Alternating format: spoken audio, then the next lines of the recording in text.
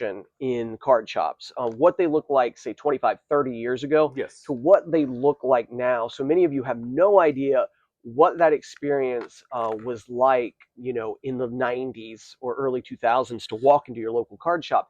What are some of the key differences? What you would expect if you walked in there? We're going to kind of try to paint a picture for you and paint a picture of some of those key differences. That's one of the things we're going to discuss, and we'll do that first. Then the other subject that we're going to address a little bit is we've seen a major influx in new people in this hobby, people that have been in this hobby less than 6 months, believe it or not, and a Mm-hmm. lot of it probably has to do with Fanatics and its marketing Mm-hmm. and that sort of thing. So we'll take a look at some of the key things that are important in this hobby and some of the things that maybe you don't know if you're new to this hobby and you might want to look further into or know a little bit more details about.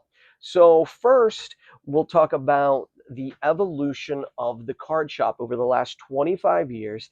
And I'll let Bill kind of paint a picture of some of the local shops. And we're in Central Ohio area, some of the local shops that were Yes. existent in, say, 2000, and what those Or shops, even before. or even before, Yes. and what those shops may have looked like, or what you may have experienced as you walked in those shops. Okay. So through the years, there were a lot of shops in the Columbus area. Now, of course, I live in Circleville, so I never really got to all those shops until mid 90s or early 90s when I started college at Columbus State, and I would frequent a lot of the card shops and stuff like that. So there are, the card shops of yesteryear are not the same as today. Um, there's good purpose for some of that, and some of it is not, and some of it is a detriment to the collector and stuff like that. So so going in Circleville, so we pretty much back in the day, Bobby had a partner before me, and he opened a shop in like 90. What years was that, Bobby? 99. And it didn't really last because their partnership wasn't a mutual partnership. It was one of convenience for one person because the one guy didn't have to do anything and Bobby did the rest. Kind of like me and Bobby's partnership. He does the work, I take the credit. So he's probably got to find a better partner at this point. But we kind of run out of time, and we've done it for 12 years, so we're not going to stop. Mm-hmm. Anyways, so in Circleville, extra innings. Mm-hmm. Doug Sims, and Doug Sims is still in business.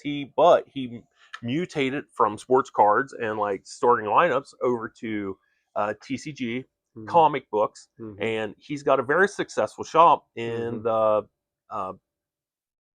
the convention Columbus, center, yeah. the convention center downtown, and stuff like that. And then Junior Kokenhauer had a shop next to Dairy Queen in the early '90s, and there was um, people tried to do shops, and then Mm-hmm. also shops tried to do like comic book shops morphed into card shops also because hey, people are buying stuff. And Mm-hmm. Joe Smith with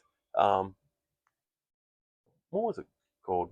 Journey into Journey Comics. into Comics. Sorry about that, Yeah. Joe. If you don't get mad at me, it's been a while I haven't talked to you. Anyways, but so for us to go out of town, we would go to places like Lancaster in the Mm-hmm. ballpark. Mm-hmm. It was there for years and years and years. And towards the end, the owner was kind of put it onto somebody else, one of his employees, and it kind of turned into a magic shop. So it's a thing that all these shops have morphed or disappeared.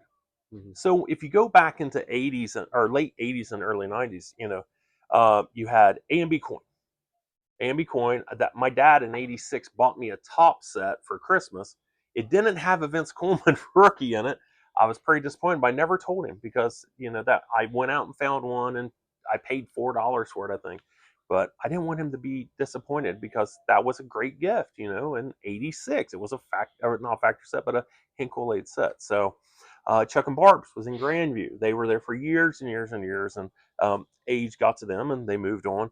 Derek's Dugout, Grove, or no, is it Patasco? Pickerington. Pickerington. Mm-hmm. So, of course, Collector's Corner. That was Mm-hmm. kind of my hangout. That was kind of my jam. Jim West, we'll talk about him in a little bit. Not in a great light, unfortunately. Probably the don'ts of card shops. Fielder's Choice. Mhm. I know Rob in particular had a really good connection with them, and was talking to them Mhm. about doing boxes back, in the late mid '90s and stuff like Mid that. 90s. Hilltop Cards. I had only went to a few times, and it was towards the end of his career and stuff like that. Mhm. But all these shops have went the way of either the market changed or they moved on.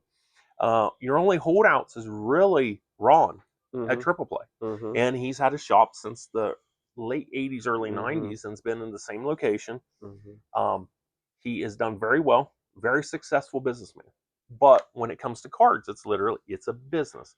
He does collect, and he does make money, but it is a business, and this is the model. And Mhm. me and him have talked about me and have him at lunch many a time and sat and Mhm. talked about cards. Um, those shops other than him, there's none of them shops from yesteryear. You did have some in between, like Mark Sports Cards that was in Grove City Mhm. forever Mhm.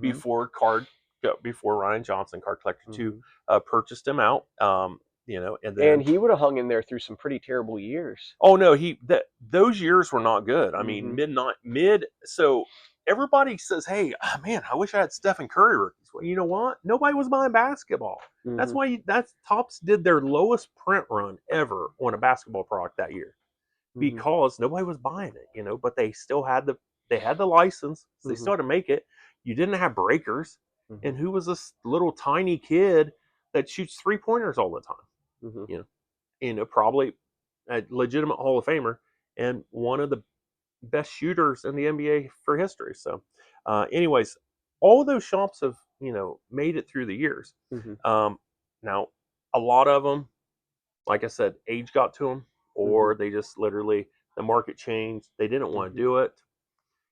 You hire employees to do stuff, and then maybe they don't do it the way you hope they did it, Mhm. and stuff like that. So, the card shop of yesteryear Mhm. are very hard to find. Mhm. I would say, I mean, just to be honest with you, we're probably as close, in my opinion, to that yesteryear card shop Mhm. because I want you to come in and I want you to sit here and enjoy yourself. I never press anybody as they come in. If somebody comes in the door, I'm like, hey, look around. Hey, if you need help, just let me know.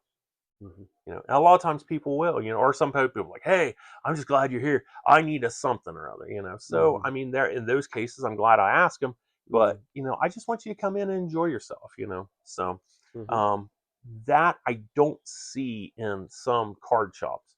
And I would say partially because the money they have to make to Mhm. support those card shops Mhm. when you get to your mega card shops. And when we have one in town, I've not been to it. Midwest Cards Mhm. is as close to a mega shop, I would say. And I don't, I Mhm. don't think I don't think nobody's, nobody's chopping at the bit to put another shop that big in Columbus, Ohio, with a restaurant kind of thing to it. And that's a different animal itself. So Mhm. So yeah, I'll jump in here yeah, good. and just kind of compare and contrast, get us maybe started a little bit that way. Well, first I'll comment. So this shop, our shop, Game Time Sports Collectibles in Circleville, Ohio, is very close to what I The gutter. know. It is very close. This shop in Circleville, Ohio, is very close to where I want it. It is somewhere in between that shop of yesteryear and the Topps model. We've made significant improvements to make it closer Mm-hmm. to that Topps model, but nobody's lying, nobody's delusional. The location stinks. The location's terrible. The parking lot's not great. But as far as the atmosphere that is created in here, it is about what I want to have happen. And that's not saying a few things wouldn't be straightened up, that sort of thing. But we put about all the money we're going to put in fixing up this location. And for us right now, this location makes the most sense, and probably for a couple of years at least. So I would just say, that is, I watched a video, and it was a video where Nate Burns and Jeff Jeff Wilson. Wilson were talking, and I could really see it, from both of them, but especially Nate, because Nate remembered these days. Even though Nate's got a great shop, way more, Hmm. modernized, it's still not a Cards HQ And a shop. bad liver. Yeah, yeah, he might, but it's still not a Cards HQ type shop. So I could see from him that his shop, is this modern shop, but he was referring back to, where do we go? Where do we take our shops? Do we let Tops Fanatics, which controls so much of this, Hmm. dictate what's right for us? And I think, about 80-20 is where we need to be. Yes, about 80% of the time, what they think's best for us is probably best for us, and best for us to stay in good relationship with them. But there's 20% of the time, I was just offered something today that I passed on. For instance, I was offered something today that I was like, nope, I don't think so. And so I think this still has to be our business. And we still want to, some of these older shops that Bill's described had a lot of charm, and we want to keep some of that charm, Yeah. and we want to incorporate some of that, where we did this for no money, and we did this for the love of the hobby, Hmm. and that sort of thing, because we wanted to see the hobby grow, not because we wanted to see another dollar in our bank account. So going back to those shops, just so we can kind of paint a Hmm. picture moving forward as we talk about newer shops, what would you say the average size of one of these shops that you were talking about was? If we wanted to say square feet, Okay, we're so just under 3,000 square so feet. so I So, would say Mark's in Grove City, or and then of course he's now in the Westland Flea Market. He's mm, still in business. yep. He's back into business after he left for a couple of years. His place was, I don't know, 550 square feet. Hmm. 500. Um, it doesn't take, if you're just selling wax, if you're Hmm. just selling wax boxes, and you're just putting out a few singles, you really don't need that big area. He made that area work, Hmm. and it is what it is. Hmm. Ryan made it work for a year or Hmm. so, hmm until, but everything exploded and he hit every green light in the hobby. And I'll tell you, he's a very fortunate man, and because he had that shop, but also had to rent the apartment behind it to do his shipping and to do for inventory, because he was doing business, and, hmm and that was a very hotbed at that point. hmm You know. So probably the average shop, Hmm. if we start this compare and Yeah. contrast, the average shop back then was under 1,000 square feet, Yeah. Yeah. and now the average shop, would you say, is two, I would. Yeah. I think. maybe I think you almost have to have. I mean, a two to real. 2,500 square feet? I would say. Yeah. I mean, it depends how you use your shop. Hmm. Some people have, like, there's a shop that just went in Lancaster, Cards on Sixth. They're friends of ours. The owner's a friend of ours. Um, he has his card shop in front is only maybe 800 square feet, Hmm. but he's got a huge back room Hmm. for parties and all that type of stuff, and Hmm. events and stuff like that. So that is a different way of doing it. Hmm. Our shop is all in one.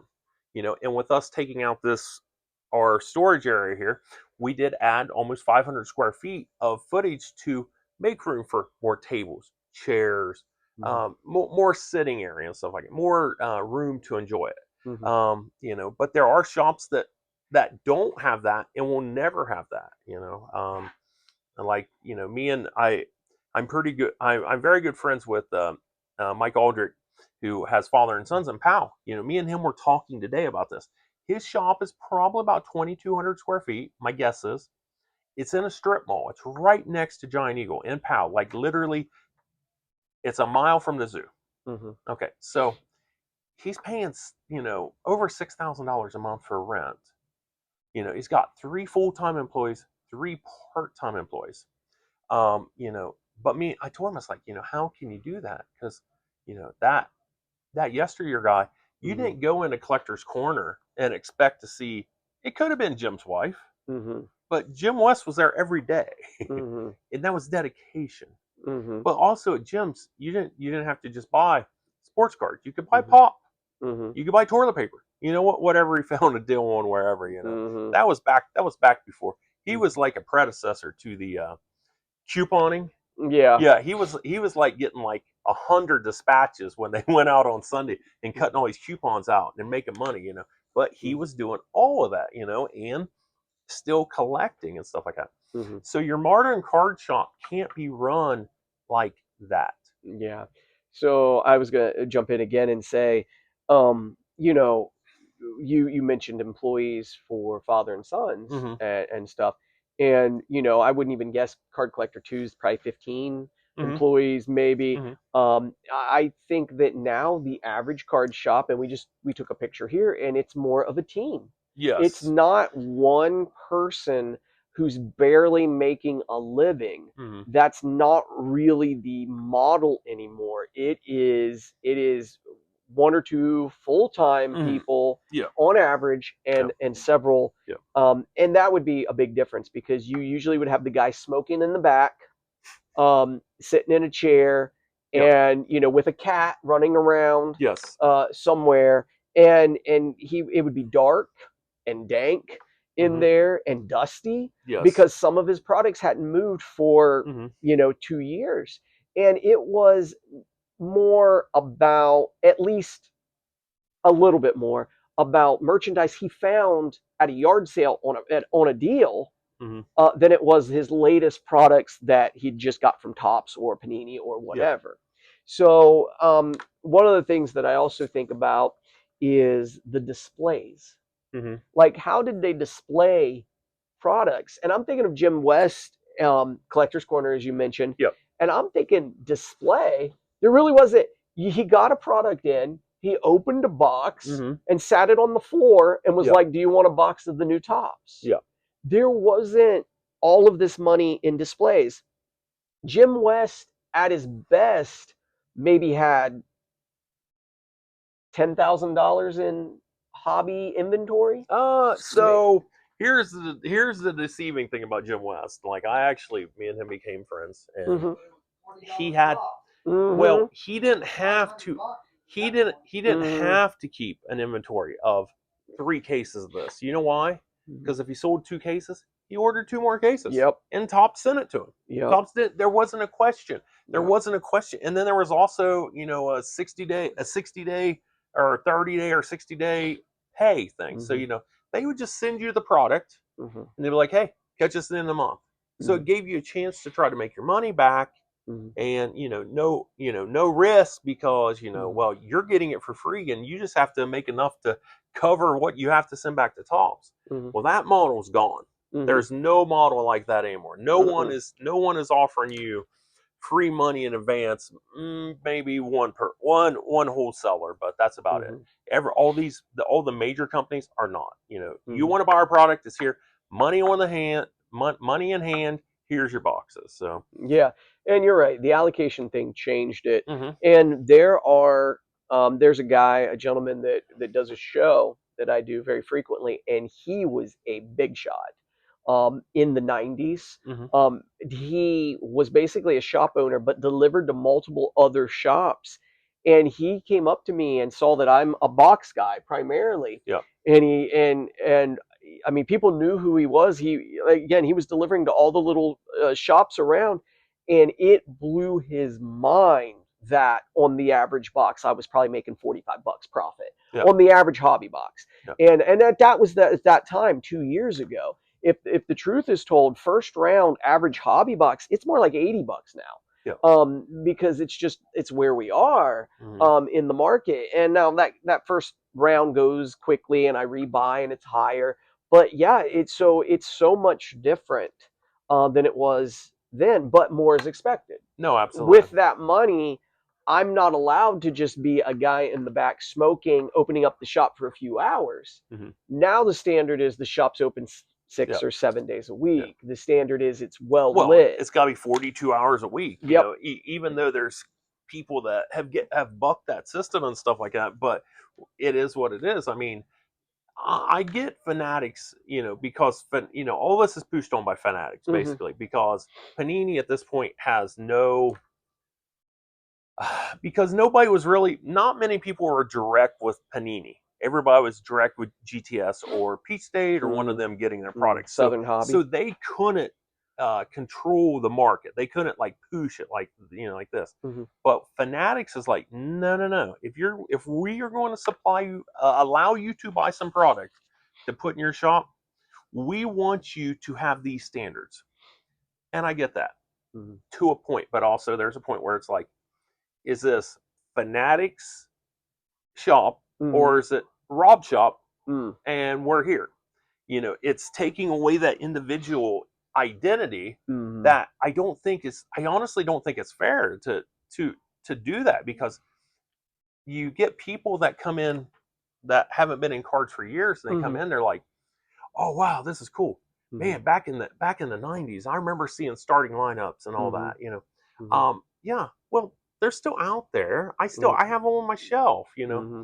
They don't sell regularly, but it's that thing that makes people remember Mm-hmm. why they started collecting cards. Mm-hmm. Not it's not like the kid that comes in. It's like, I you know they hit a kaboom last night. I need to buy a blaster and hit a kaboom. Mm-hmm. That's going to be the answer to all my prayers.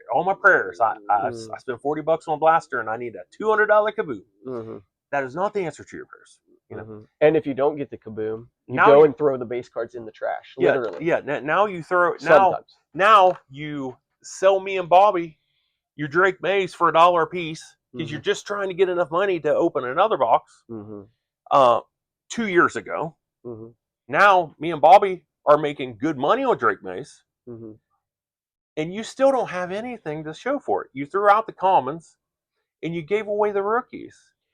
Yeah. The modern, you have to have an agenda when you go in. Mm-hmm. It can't just be randomly, because anybody can throw away money. Mm-hmm. I throw away money all the time.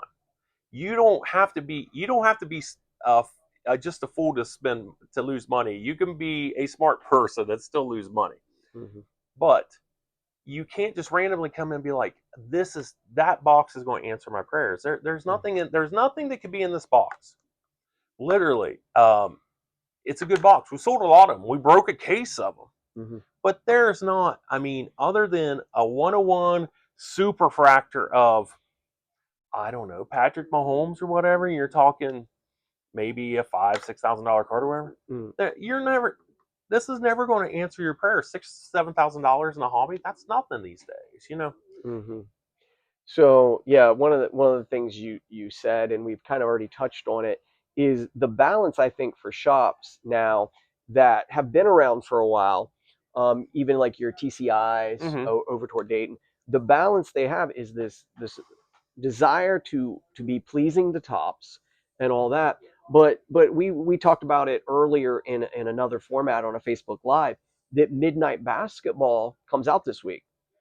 I'm sure Tops thinks that they give me a case of Midnight Basketball. Midnight Basketball should be on my shelf, Mm-hmm. and it should be at market. Mm-hmm. Well, market is $1,400. Mm-hmm. I mean, maybe they think it should be a little below market, Yeah. but it is not a good business decision for me to open that case and put a box over there for $1,400 just to have something sitting Yeah. on a shelf for Mm-hmm. decoration. Yeah. A better move for me is to sell that sealed case, Mm-hmm. and that's the reality. So that's what I'll do. So we've got to find a balance. That Go ahead.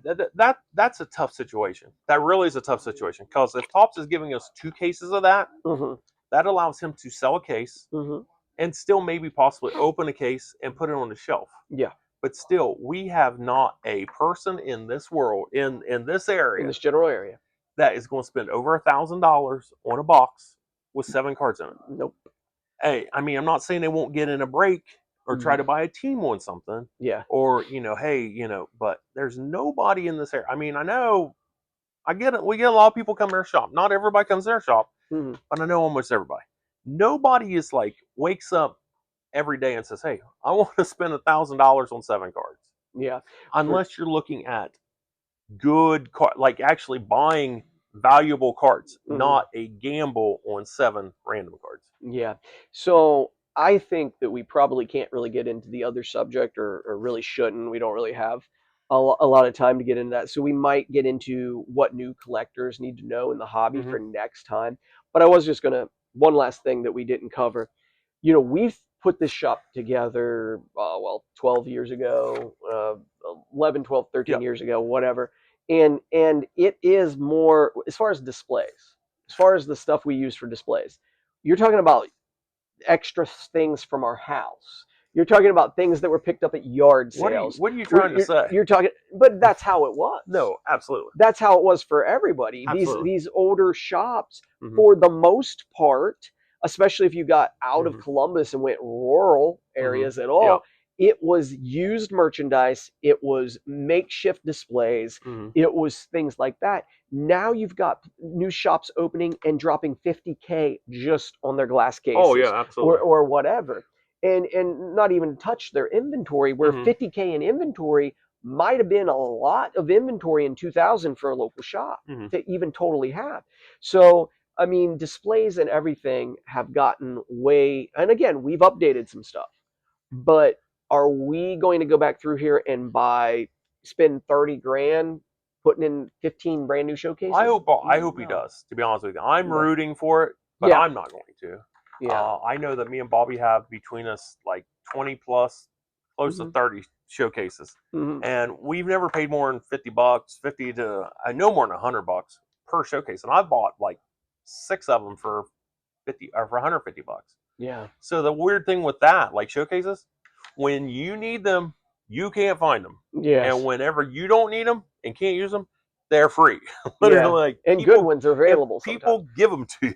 Yeah, So in that's that true. case, but it is at the end of the day, okay, say the shop goes out of business. Hmm. The card market goes completely stale. Rob's like, I'm getting out of something else. Me and Bobby realize that we're too old to keep on doing this. We're like old Yeller. It's time to put us out the pasture. What do you do with all these showcases? Hmm. Well, if I got $50,000 in showcases, there's a problem because I Hmm. did not in so many years get $50,000 worth of use out of these Hmm. showcases. So you don't go in unless you literally are like, hey, I'm going to put $1 million shop in here. I can put $50,000 in showcases Hmm. because I'm going to pull in that good a clientele that's going to be coming in Yeah. and buying all these big, huge cards. Hmm. Now, So, oh, go ahead. I don't know. No, you finish your thought. I have lots of cards, but Hmm. I also collect cards. Hmm. So just because I have it doesn't mean I want to sell it. So that is a difference. If I was in a card, like my buddy Mike and Powell, there's stuff that comes in that he would like to keep. Hmm. He does keep some of it, but the majority sells it. Because he's got to pay. And that's money going out before he pays for any employees, Hmm. pays himself. You have that money. That money comes out of your wallet one way or another. Hmm. So to pick up stuff to keep, that's the fun to me. If I couldn't acquire stuff, I don't know if I do this. That's the fun part to me, or going to Hmm. auctions and going to yard sales, Hmm. because to come in and people bring me stuff in and like, hey, I want 80% of comp. No, that's what I get after I sell on eBay. So no, Hmm. thank you. Yeah, there is. We'll wrap this up. Kind of with a question, but Yep. I will say this: there is no doubt that all three of us that are in this shop collected cards as Mm-hmm. kids. We Oh, collected absolutely. cards. There is no doubt that there is enough money in this hobby where the average shop owner probably could pay himself about $100,000 a year. So there is bigger money than that in this hobby for Mm-hmm. sure. And so it's attracted some people that are here for the love of the money, Mm-hmm. for what they might think's an easy career move, Mm-hmm. and not for the love of collecting. And so saying that, I'll kind of leave it with this. Let us know, what do you miss about your local card shop? If you remember a local card shop from when you were a kid, before this blew up in COVID time, so Yep. something at least 5, 7 years old that you Yep. remember going back to in the late 90s, 2000, maybe even 1980s. Let us know, what do you miss about that, and what do you feel like's missing in your local shops now compared to then? I So, mean, one thing that I miss is that you could actually do pack wars. You mm-hmm, could act. You know why? mm-hmm, Because it was $1 or $2 a pack, and it wasn't a big deal. You can't pack war a product that's or I say a hobby box. You can't for I saw one Midwest on their eBay. It's $62 for a hobby pack of optic. mm-hmm, Wait a second, you can't do anything with that. yeah, It's one pack. So no, it is we definitely have we have a market that is not going to stop. That they're not going to revert, Mm-hmm. and there's only going to be a correction if they realize they made a really big mistake.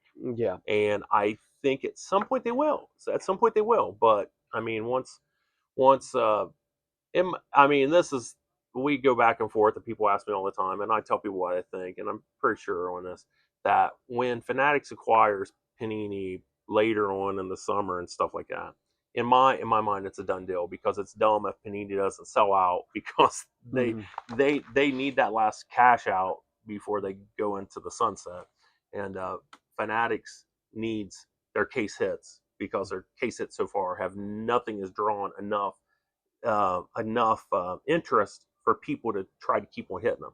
Mm-hmm. So it's a market, and at some point, the market will not be able to handle it, and then you're going to push out so many people that not even kids can come in. Mm-hmm. And if you don't have kids in it, now you're in a dying market, Mm-hmm. and it won't die tomorrow, but and then you have less people that want it, Mm-hmm. and then you have less people that can gamble.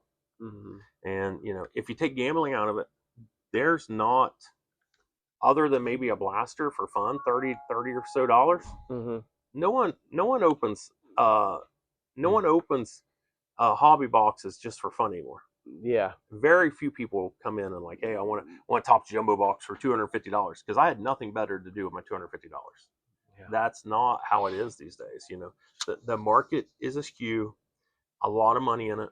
Mm-hmm. Fanatics feels like they can control the market and push all these shops the way they want them, but that there's a point where it's like, no, that your model doesn't work for us, Yeah. and we're not a t-shirt shop. We're not selling Amish t-shirts. We're not selling Allen Getter hats, and stuff like that. That makes no sense for us. We are a card shop. Mm-hmm. Send that to Lids. Mm-hmm. Lids can sell them. They sell hats. It's probably a good fit. Yeah. Anyways, Yeah. the modern card shop Yeah. the modern card shop is not like it used to be. I don't know if it ever could be. I don't know if it ever would make sense to go back. Mm-hmm. There are things that we are glad that it's not like. Mm-hmm. There's not roaches in here. Yeah. There's nobody smoking in here. Mm-hmm. There's not you know random people outside digging through our dumpster all the time and stuff like that. Maybe sometimes, It but could happen. occasionally. It But has you never happened. know. It has Yeah. happened. Okay. So, yeah, we'll go ahead and wrap this up, but we apologize for not getting to the Yep. what you could expect as a new collector in Yep. this hobby, but we'll get to that next time. Yep. And remember to check us out elsewhere too on other social All media. social medias. Yep. We're talking Yep. TikTok, we're talking Instagram, OnlyFans, Mm-hmm. YouTube. The OnlyFans, it's not as exciting as you think it is. I mean, it is a little exciting, but anyway, so mostly Scott. That's why we hired him. Yep. All right.